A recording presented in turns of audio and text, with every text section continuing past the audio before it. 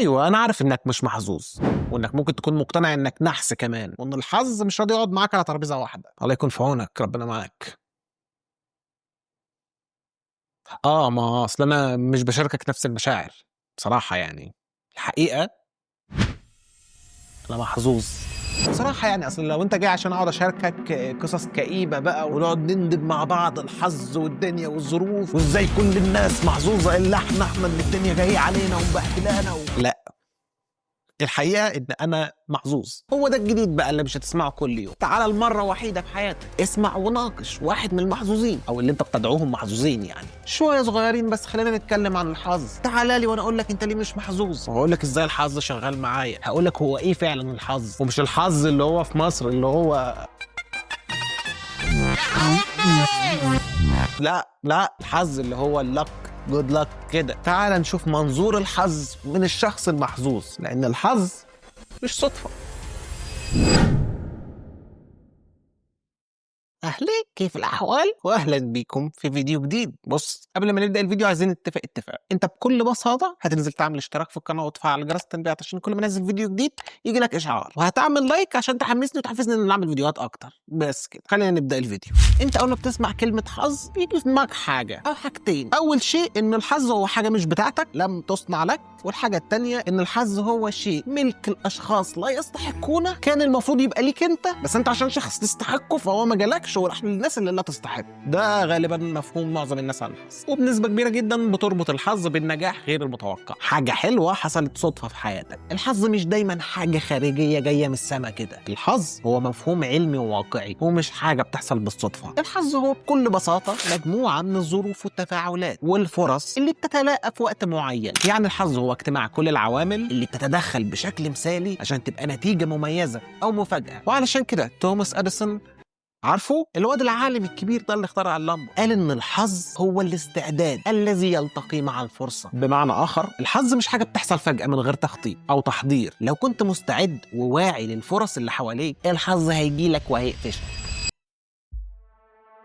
الحظ مش شيء جاي من بره، هو عامل داخلي مرتبط بإعدادك الذهني. في دراسة اللي اتعملت على مفهوم الحظ في عالم السلوك البشري، الدراسة دي ركزت على فكرة إن الناس المحظوظين هم اللي بيشوفوا الفرص حواليهم ويقدروا يتعاملوا معاها أحسن من الناس اللي بيشوفوا حياتهم سلسلة وحلقة من النكسات المتتالية. خليني أضيف لك فكرة تانية. في علم النفس الإيجابي، الناس اللي بتفكر بشكل إيجابي وبتسعى للفرص عندهم فرصة أكبر للنجاح، لأن الأشخاص دي بيشوفوا كل فرصة كأنها مفتاح لنجاح جديد. يعني الحظ مرتبط بنظرتنا للاشياء. طبعا انت قاعد تسمع الكلام ده بتقول لي التفاهه دي، طب ما دي حاجات كلها بديهيات ومسلمات، فين البوينت بتاعتك؟ ايوه، ما هي البديهيات والمسلمات دي اللي في الغالب 90% من الناس مش بتعمل بيها. يمكن انت واحد منهم، لان يوما ما انا كنت واحد منهم. على قد ما الحاجات تبدو بديهيات، لكن في الحقيقه هي شيء علمي وواقعي مش صدفة.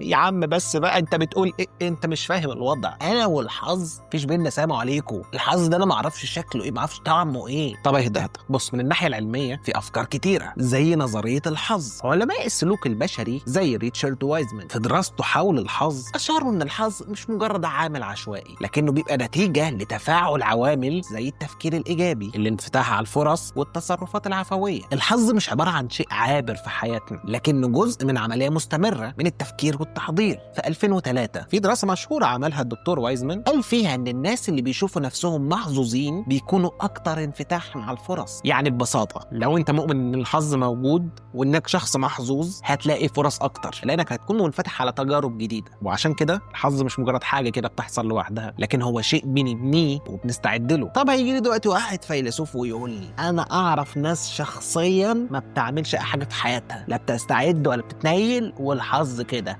ايه الناس دي بقى؟ ايه بقى؟ فين الفرص والانفتاحات واللي انت قاعد تقوله ده؟ من المهم جدا انك تفهم ان الحظ في معظم الاحيان زي ما قلنا مرتبط بالفرص. الفرص دي بتيجي بناء عن رؤيتك للعالم اللي حواليك. الناس دي ممكن تكون شايفه العالم بطريقه مختلفه عنك، مش شرط مين فيكم الاذكى او مين فيكم اللي يستحق. الفكره ان هو نظرته للعالم كانت مختلفه عنك، وبالتالي شاف فرص واشياء ممكن يستغلها انت ما شفتهاش. يا ذكي يا عبقري انت. الموضوع مش مجرد فرصه عشوائيه، ده استعداد عقلي لفهم وتوظيف الفرص المتاحه. في مثل بيقول الحظ لا يترك الابواب بل تجدها في اللحظات المناسبه. ما اعرفش مين اللي قال المثل ده بصراحه، ممكن اكون انا اللي مخترعه، ما اعرفش. انا قاعد عدى على دماغي دلوقتي.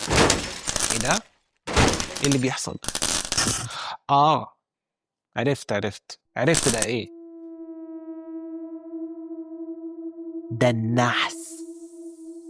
ودلوقتي جه وقت اننا نتكلم عن النحس. ايه بقى النحس ده؟ ايه النحس اللي احنا عايشين فيه ده؟ دلوقتي خلينا نكون متفقين، مفيش حد فينا ما حسش بالنحس في حياته، اتليست في فتره من الزمن، صح؟ بس ايه هو اصلا النحس ده؟ يعني ايه؟ كتير من الناس بيشوفوا ان حياتهم مليئه بالمصادفات الغير محموده، او ان كل حاجه بتحصل في حياتهم غلط. ساعات بتحس انك قاعد بتشتغل وبتبذل جهد رهيب، لكن كل حاجه تمشي غلط، كل حاجة تمشي في الطريق العكسي. لو كنت في الموقف ده أكيد هتقول لنفسك أنا نحس ومحدش هيلومك. بس ليه بقينا دلوقتي تقريبا كل الناس شايفة إن هي نحس؟ نادر لما تلاقي حد بيقول لك أنا محظوظ. لو فكرت تتكلم مع صحابك ولا أي معارف عندك وتقول له والله ده أنا نحس، في الغالب هتلاقي رده عليك يا عم والله ما فنحس مني. طب ليه بقى ده بيحصل؟ لأننا بقينا عايشين في عالم مليء بالضغوطات، كلنا مضغوطين، كلنا تعبانين، كلنا بيحصل معانا حاجات مش لذيذة، والأحداث اليومية اللي مش دايما لصالحك. الناس بقت بتبص لنفسها على إنها ضحية نحس دائم، وبالنسبة لناس كتير ده مش مجرد إحساس أو واقع عايشين فيه، لدرجة إن كلمة نحس بقت نوع من أنواع المعتقدات في حياة الناس. الكل شايف إنه مش محظوظ مهما كانت الظروف، حتى لو بيحصل له حاجات حلوة هو شايف إنه مش محظوظ وإنه نحس. دايما بيدور على أسباب عقلية أو حتى خرافية عشان تشرح وتفسر اللي بيحصل له. وأيوة أنا مش ببالغ لو قلت لك في أوقات بيدوروا حتى على أسباب خرافية، يعني حاجات خارقة للطبيعة. أيوة في ناس كتير وصلت للمرحلة دي. احنا دايما بنشوف الحظ مش في صالحنا، وبنقعد نقول لو فشلنا في حاجة يبقى ده بسبب النحس. لكن في الحقيقة النحس برضه مش شيء خارجي يجي من اللا شيء. النحس ده احيانا بيكون طريقة تفكيرنا، لما بنبص لكل حاجة من منظور انه انت مش محظوظ، انت كده حرفيا بتصنع النحس بنفسك. يعني العقل بيبدأ يبرمج نفسه انه دايما في حالة من التفاؤل السلبي. بالمناسبة دي برضه عندنا دراسة للدكتور وايزمان اللي بيتكلم فيها عن الناس اللي بيشوفوا نفسهم محظوظين وازاي ده بيأثر على حياتهم، واكتشف ان كل ما الشخص بيكون عنده اعتقاد ان هو محظوظ ده بيغير من تركيبة فكره، بيفتحه وبيساعده على انه يتطور في التعامل مع اي فرصة ممكن تجيله، ويتعامل مع تحديات الحياة بشكل اكتر ايجابية. لكن الناس اللي شايفين ان هم دايما نحس بيشوفوا كل مشكلة بتواجههم على انها كارثة نهايتهم، ويفتكروا ان الحظ السيء والنحس هو السبب في ده. النحس مش بالضرورة يكون شيء حقيقي، كأنه حالة ذهنية. أما تفكر في نفسك كمحظوظ هتلاقي الحياة بتقدم لك فرص أكتر أنت ما كنت شايفها قبل كده. أما لو كنت شايف نفسك ومقتنع إنك نحس فبكل بساطة مش هتشوف غير الأشياء السلبية قدامك. النحس هو مش حاجة موجودة في الظروف، النحس موجود في طريقة تفكيرك جوه دماغك. هل جربت مرة تحاول تغير طريقة تفكيرك؟ جربت صح؟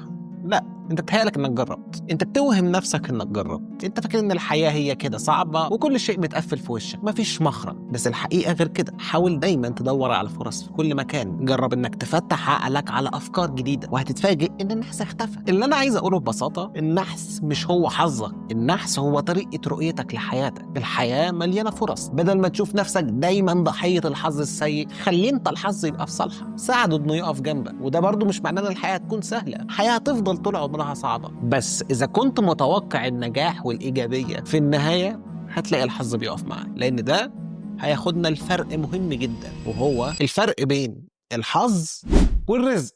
الرزق مش زي الحظ، ودي مغالطة ناس كتير قوي بتغلط فيها. خليني اشرح لك الفرق ما بين الرزق والحظ. الرزق معناه الديني والاجتماعي هي الحاجة اللي بتيجي من عند ربنا، اللي مكتوبة لك، شيء محتوم هيحصل. إذا كان ربنا رايده ليك هيحصل، إذا ما كانش رايده مهما هتعمل ومهما هتسعى مش هيحصل. يعني الأرزاق من عند ربنا، لأن الرزق مش بيجي صدفة، هو شيء مقدر بغض النظر عن تصرفاتك. الحظ مش كده، في بعض الأحيان الحظ هو اللي بيترجم الفرص للناس، لكن الرزق هو اللي بيجلب الخير أو النعم للأشخاص في حياتهم. وبالتالي لما نقول إن الحظ بيجي من الفرص، الرزق هو حاجة أكبر من الحظ، لأن الرزق مش مرتبط بالصدفة، هو شيء مرتبط بمسار حياتك وعملك، حاجة مكتوبة لك ربنا سبحانه وتعالى كاتبها لك. عشان كده ما ينفعش انك تساوي ما بين الرزق والحظ، لان هم حاجتين مختلفين تماما. لكن السؤال المهم هنا بقى، هل الحظ هو اللي مسؤول عن حياتنا؟ هل لو الحظ كان في صفك هيبقى عندك كل حاجة؟ الإجابة مش بسيطة، ولكن إحنا عندنا أكتر من عامل بيأثر على حياتنا: العلم والإرادة والأمل والقدرة على التعلم من تجاربنا. الحظ مش هو كل حاجة، لأن في النهاية إحنا اللي مسؤولين عن اختياراتنا. لو أنت بتعتمد على الحظ بس مش هتوصل لحاجة. في كتير من الناس اللي فكروا إن هم محظوظين زي بيل جيتس وستيف جوبز، كل واحد فيهم كان عنده لحظات حظ، لكن لو ما كانوش مستعدين كان الحظ مش هيفرق معاهم. إزاي ممكن تبني حياتك على الحظ لو أنت مش مستعد؟ الحظ مش هيدوم إلا لما تكون جاهز إنك تستفيد منه. وفي النهاية خليني أقول لك شيء مهم: لو أنت حاسس إنك مش محظوظ أو إن الحياة مش ماشية معاك، فكر شوية في اللي قلناه النهاردة. الحظ مش حاجة بتيجي من اللا شيء، الحظ بيجي من قدرتك على رؤية الفرص والتعامل معاها. ولو لسه بتعتقد إنك مش محظوظ، يمكن أنت اللي مش شايف الفرص اللي حواليك، لأن مهما كان الوضع جحيمي حواليك دايما في فرصة. في الحقيقة الحظ هو استعدادك. لما تكون مستعد الحظ هيجيلك. إزاي؟ لو أنت قادر تشوف الفرص وتحاول تستغلها، الحظ هيدور عليك وهيلاقيك. فخليك دايما جاهز، خلي دايما عينك على الفرص، وصدقني الحظ مش بعيد عنك. وبكده نكون وصلنا لآخر الفيديو. أتمنى يكون الفيديو عجبكم. مستني كومنتاتكم تحت، خلينا نكمل نقاشنا في الكومنتات. متنساش لو عجبك الفيديو تنزل تعمل اشتراك في القناة وتفعل جرس التنبيهات عشان كل ما انزل فيديو جديد يجي لك إشعار. ويا ريت كمان تعمل لايك عشان تحمسني وتحفزني إن أنا أعمل فيديوهات أكتر. وقبل ما تمشي، ده الانستجرام بتاعي، بنزل هناك محتوى مختلف تماما عن اللي بعمله هنا في القناة.